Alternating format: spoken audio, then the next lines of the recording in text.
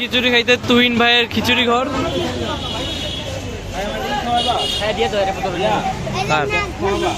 এই যে আমাদের সাথে আসছে আরেকটা ভাবি। এই ভাবি, এই যে পারভেজ। আমরা আসছি মিরপুর একে স্টেডিয়ামের সাথে, এখানে শত শত খিচুড়ি ঘর। অবশ্যই। খাবারটা কেমন হয়েছে? খাবার ভাই মজা না হয় কি পারে ভাই? খাবারটা কেমন ছিল? খাবারটা একদমই অনেক ভালো ছিল। আপনাদের রেস্টুরেন্ট এই